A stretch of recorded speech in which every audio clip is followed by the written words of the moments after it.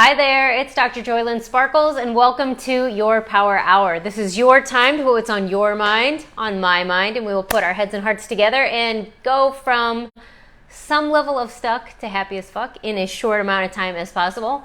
And today is a fun day for a couple reasons. We're moving this to noon on Wednesdays, noon Pacific time. It had been noon Mountain time, but finally acknowledging my surroundings. And if you can't tell from the crazy lion's mane hair, I went surfing this morning, which has been something fun, like a summer vacation for me. And with a lot of this, we're talking about, there's been a lot coming in. We had last week where we're talking about letting things be easy because there was a lull and a lot of space and quiet, not a lot of questions coming in. And like I said, you never have to dig because it will show up. It will come back. It will come up just like waves on the ocean. There will be a lull, and then I don't know if you guys are by the ocean, but then they'll come in sets. It'll be sets of waves, 4 to 6, and then a little bit of a lull. So we had that Lionsgate activation, a lot of energy pouring in, and then it was kind of calm. And then this week, we've got a little bit of friction and crunchiness and things going on. So when we're talking about emotions, and I was just writing this for a segment in a blog that'll come up, emotions in our bodies actually only last 90 seconds on average. 1.5 to 2 minutes is all an emotion actually takes when we are entirely present with it and let it be in our bodies. After that time, the reason that we experience emotions for such longer amounts of time is because then we're thinking thoughts that feed them. And this is what Maxwell Maltz would talk about as the cybernetic loop. Because you have an emotion, it's generating a chemistry. That's what emotions are in our body. They are chemicals and they are designed to make us move. Emotions, energy in motion. And if we allow it to run its course, take the appropriate action, the emotion resolves. But what happens to a lot of us is that chemistry goes on and then it's also kind of bathing our neural synapses, and then we start thinking thoughts that are in a similar resonance. And so it will keep generating electrical sequences that are going to start keeping that same chemistry going. That's how we end up with emotions that last so freaking long. But the more and better we get with actually allowing ourselves to experience our feelings, the faster they pass. And this is the move to emotional mastery. It's the emotional maturity, the emotional responsibility. When we take responsibility for our emotions, we have a greater ability to respond. And I'll tell you what I mean with this, because a lot of people, when they hear responsibility, are thinking about ownership. And when it's your emotions, yes, taking ownership. But what that means is taking ownership then of the thoughts. What thoughts am I thinking? Because the thoughts are often choices that we can choose. And we can choose to change what we're thinking. It isn't always easy. I'm going to put that out there right away. It isn't always easy, but it's possible. And it becomes easier with practice to change our thoughts. One of the reasons I like curiosity so much is because then we can direct our thoughts from the get-go by what we're getting curious about. And if we have a lineup of things that we're curious about, like our future forward focus, the target that we'd like to have, then it's easier to switch off of shitty thoughts that are going to generate shitty emotional chemistry, and we can switch back onto the thoughts that are going to get us on track.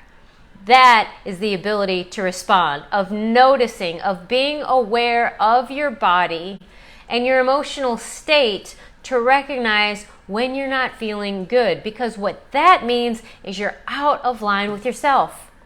You've disconnected from who you really are. You're either believing that something is up to someone else, that you don't have the power to change something, that things aren't going your way.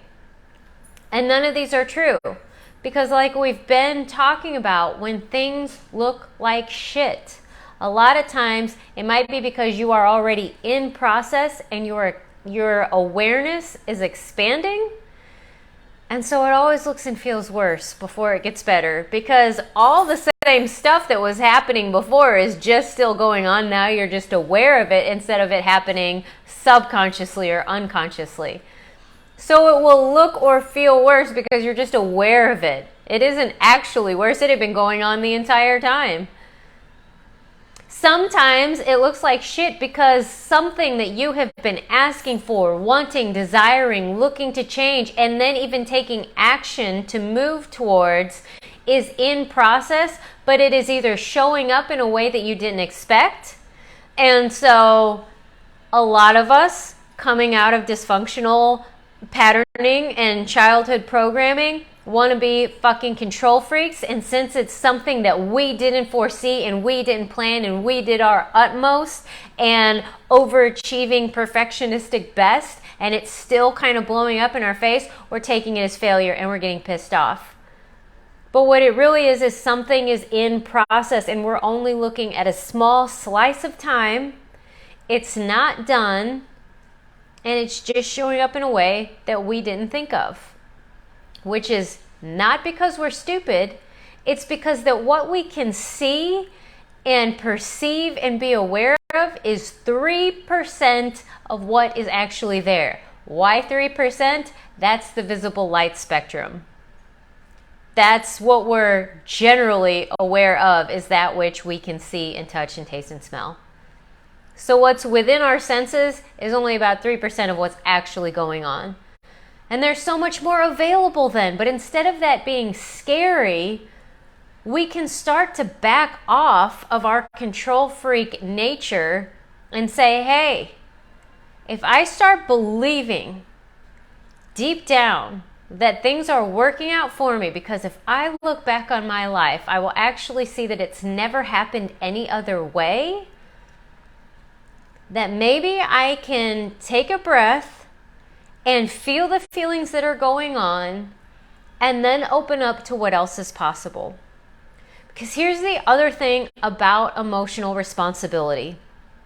You have a greater ability to respond so that things will change faster, but they don't necessarily change instantaneously, because for one, you've got chemistry that's got to be metabolized in your body in a 3D reality that's going to take real time, about 90 seconds to 2 minutes. I often feel it about 5. So it's going to have to run its course. And that's if you're really, really, really practiced at it. Some things will, especially when we start out. We've been feeling depressed for fucking years. We've been anxious for months. We've been ruminating for weeks and days. We can be in a bad mood for a couple of days. We can be really down and out for several hours, but do you see how it will just keep getting shorter and shorter, the amount of time it takes to go through an complete emotional response to where something else becomes available? And so emotional mastery and this emotional responsibility, things will change faster, but they may not change instantaneously. You have to rein in your thoughts long enough to let that chemistry change. You have to take actions in the direction of where you're going long enough to let it change. And for a lot of us who've had our trust broken, who have really grown up in an abusive or codependent environment, we're going to have to learn how to restore trust in ourselves, in process, in something greater than ourselves, that there's a benevolence out there. These things take practice and they will take time, but it won't happen at all if we don't ever start. It will take longer the longer we resist and say it should be this way, it should have happened that way, mom and dad should have behaved this way or done this and that. Trust me, I've been there. The blame game makes things take so much longer. It'll also take a long time the more we try to manipulate, control, push, shove, or in some way convince someone else that they are the ones that actually need to do something different. Because then we just hand over our power. and say, everything would be great if this person did this, so let me try really hard to get him to do this. And I'll just try to come at them with logistics, and then I'll try to convince them, and then I'll tell them how bad I hurt if they do or don't do this, and emotionally manipulate them, even though that's not exactly what we want to think that we're doing, but it's what we're actually doing. But we lose so much of our energy and time that way, all the while thinking the same thoughts that are keeping that emotion generating, so sometimes even amplifying or intensifying it. But if we actually just got aware of what the emotion was, and you can name it to tame it, then you can feel it, actually let it in your body, and then say, how would I like to feel? What action do I need to take then in order to process this fully? And let's say, I'm trying to think of an example. I've had some medical stuff come up, and I don't scare easily. I'm a doctor, so I know a lot of what's going on, so I can diagnose really well.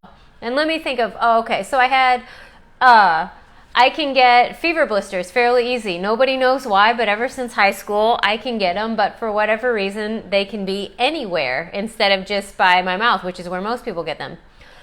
And it's been embarrassing because, oh my God, it's herpes, and that's just a scary thing to say. And it's been embarrassing. It's been frustrating my whole life. But in 2013, it actually did get to where it went in my eye. And that can scar and cause blindness. Lucky for me, it was outside of the visual field. But ever since then, and I mean, it hurt. It hurt bad. If you've ever had anything, it's like having a really deep scratch on your eye. It hurt really bad. So ever since then, anytime I get fever blisters, I get really alarmed, and to where it would almost take over my life, all the preventing, maintenance, trying to do things. So I don't get scared very easily. But one time here just recently, it kept on rolling. It would go from one thing into the next, and I was having a hard time pinpointing what was actually wrong. And there was just a lot happening at once. And when I finally just got quiet with myself and said, I'm actually scared, because for all of my medical knowledge and training, something is going on with me that I cannot get a level of objectivity that I actually need. Nothing that I know to work is actually working. That this is beyond me, and I'm not sure what to do. But once I actually let myself be scared for a couple of minutes, I was actually able to call someone and say, hey, I need a hug, which a lot of my friends are all over the United States. So, hey, I need a hug. And I could be supported in a way that would meet that emotion.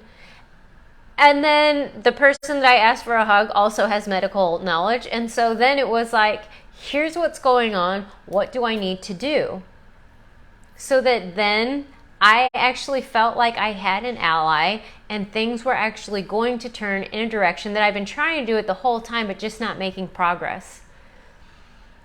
Emotional mastery is, yes, something that we have to do because they're our feelings. We have to feel them. They're in our body. And if they're old, they've been stored in tissues. And so they're going to be coming up to leave as we're healing. But that doesn't mean you have to just grit and bear it and do it all on your own. That will cause a lot of extra heartache. It will take longer because you can get lost in the weeds and then go into reactivity patterns that are just the normal habit.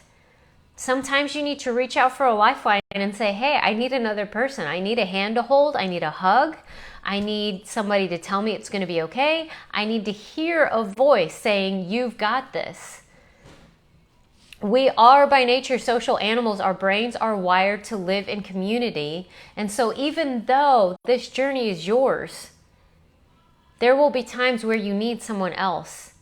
And if you are able to have an emotion long enough to be able to name it, then you'll actually know what to ask for and be able to communicate that in an effective way so that you're not standing there tapping your foot, irritated with your husband because you assume that he should know how you feel and what you need based on what you've had before, even though you've not been curious about him as a human being to know what he went through today, for how present he's able to be, and how your moods maybe change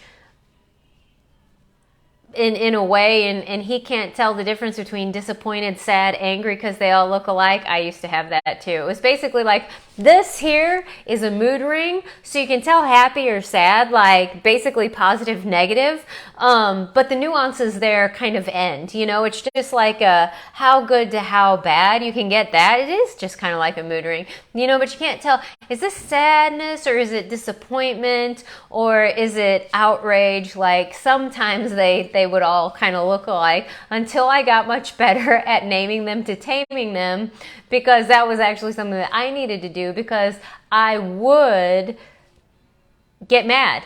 I would rather be mad than disappointed. I'd rather be mad than be sad. I would rather be mad than feel powerless. I would rather be mad than feel rejected. Anything, I'd rather be mad, you know? And so that would color everything. But then I had to take a step back. What am I actually feeling right now? And I don't like to think of myself as a scared person, so I would hardly ever admit that I was scared. No, it's not that. I'm nervous, maybe, you know, but never scared, you know. But why would we need to apologize or be embarrassed? Oh, I would rather be mad than be embarrassed. I hate embarrassment. But here's the thing. 90 seconds, 2 minutes. And if we allow it to run through our bodies, it's done. Now, there might be some extra bit of a situation that comes out, but once we've processed it and known that we can get through it, we don't have to resist it so much, avoid it so much. We get real-time experience and evidence that I'm okay. I made it through. And actually, with this increased then ability to respond, that when somebody tries to push us down again, we can actually just call them out on it. Why are you trying to make me feel embarrassed about something that happened 4 years ago? Why are you trying to push me down? Are you feeling insecure right now? Because a lot of times people will try to push you down when they're, you know, trying to create some sort of dominance or hierarchical position, and a lot of that is coming out of insecurity. But you can't see that when you're caught in all that, and you're so worried about being embarrassed and embarrassed of being embarrassed and just overwhelmed with embarrassment, that you can't actually get the objective information of maybe this person is scared. And you know, even sometimes when it's our friend, maybe they're relieved that it was me and not them, because they can actually empathize with some of the embarrassment. But a lot of times when we own our emotions and then we don't react at or on somebody else, we can just state what's actually going on and create a lot of freedom for everybody. And then sometimes even allow it to be funny to ourselves. I know I used to take myself so seriously, and there were just some things you just did not joke about me around, because no, that is just too embarrassing. And now, who cares? We're all humans. We're all shit shows. We're all a mess. We're all having feelings we don't know what to do with. We're all having times in our lives where we're feeling overwhelmed. I actually don't really know one person who always feels like their ducks are in a row. And actually, those people are hard to be around because they're so fucking controlling. So honestly, let us allow ourselves to be human again, and part of our human experience is having emotions.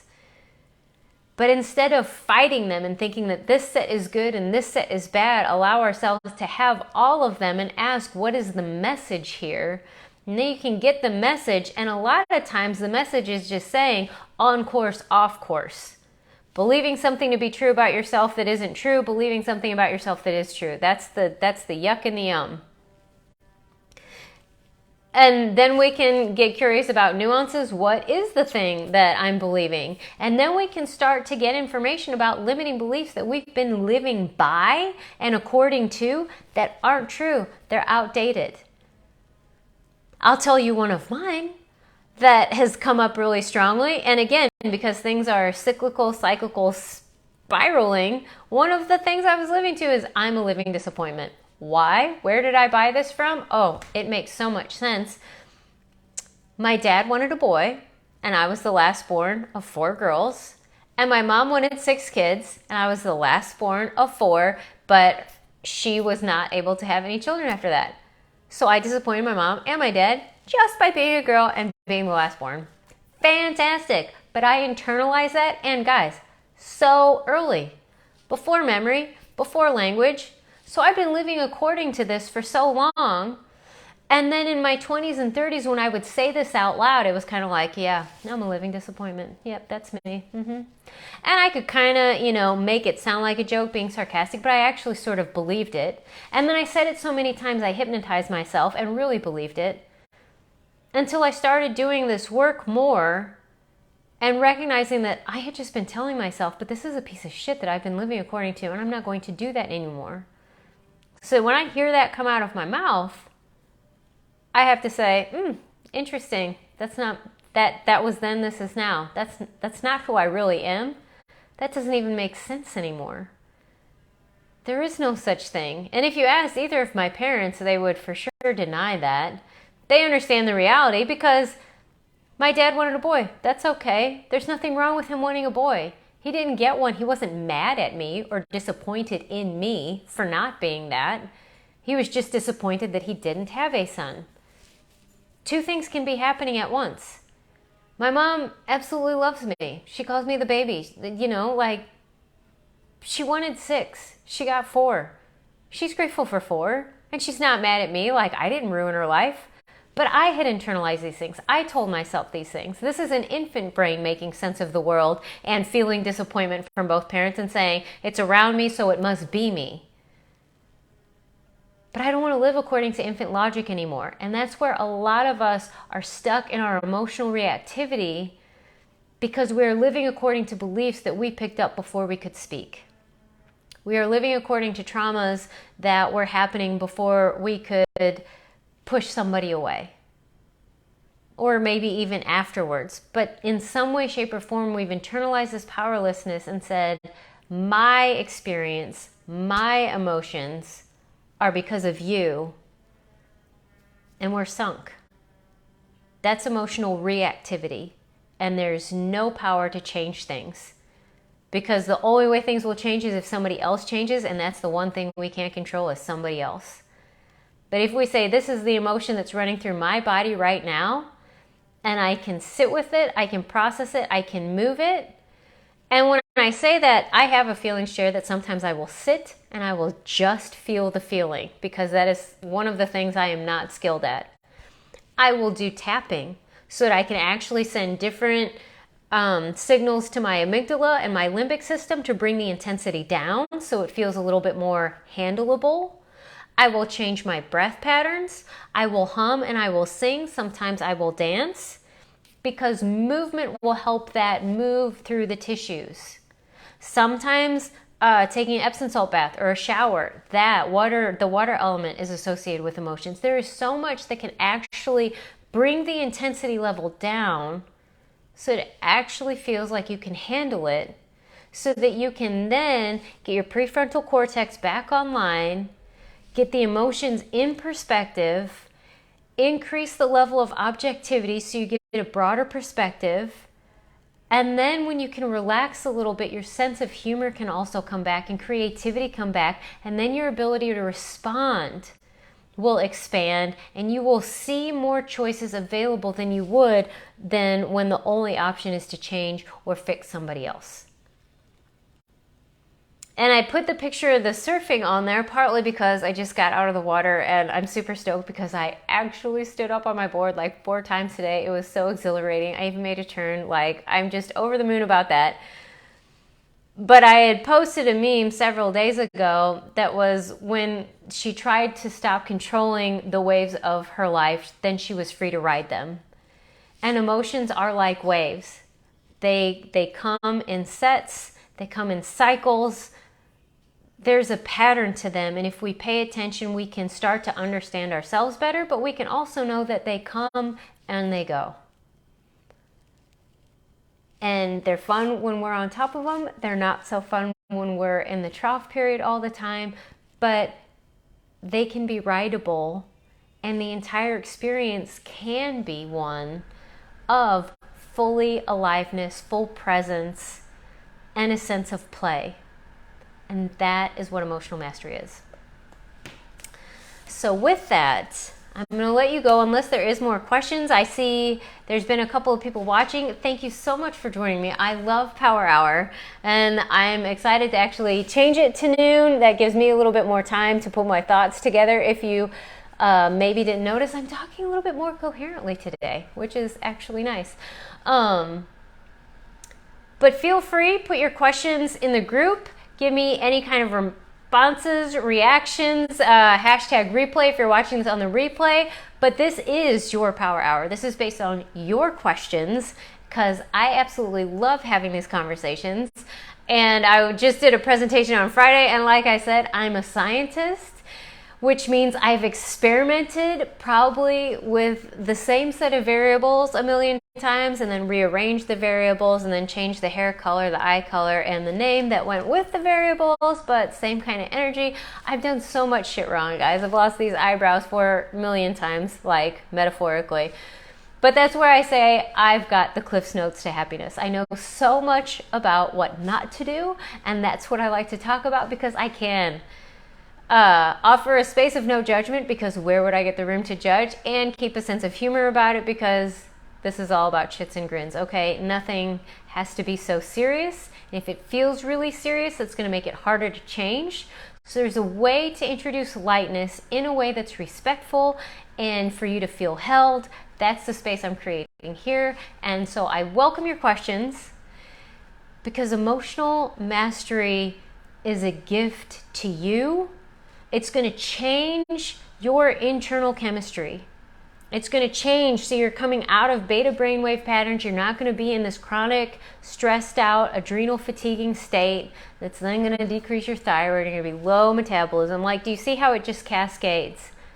Emotional mastery is actually going to allow you to restore your vitality.